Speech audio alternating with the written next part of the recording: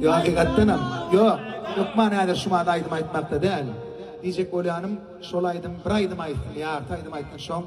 Yürücüğüyle o probunu verip bir şabakçala öyle. Hakikatten ama. Biz var ha, kavat olunur kıynırsak da kova kov deyip bilmeyen mana. Kavat şeyler ek oluyor da, kova da kov demeli. Hakikatten mi olunur? Kova kov demeli.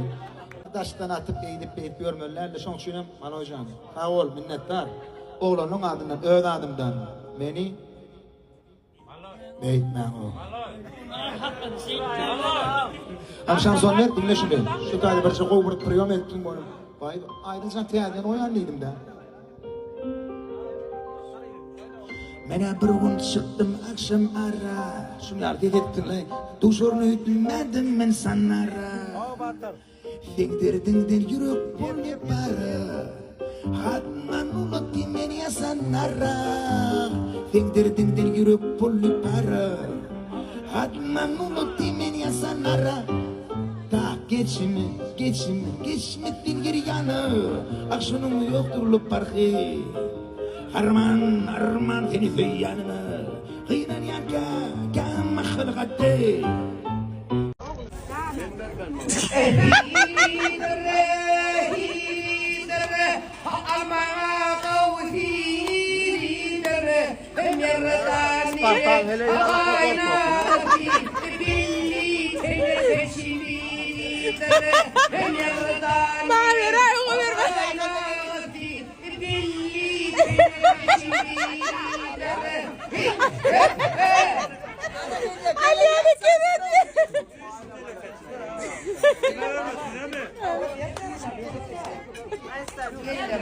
Bol Elias.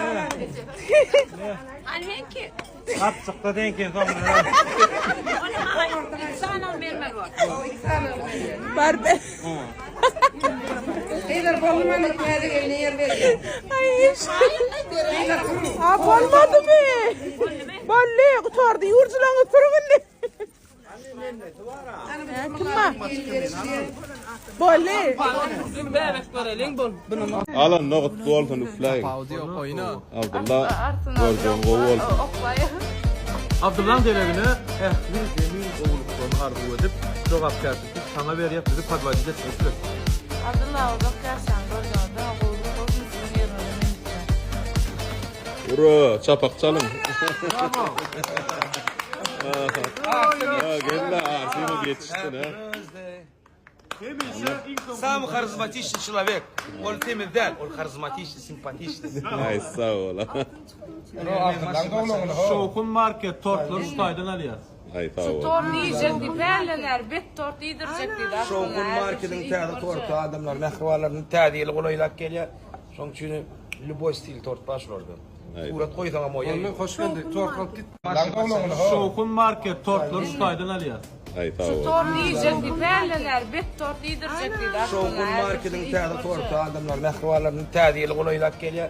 Şonun için любой стиль торт başlıyordu. Surat koysan ama ya. Hoş geldin. Torkal git.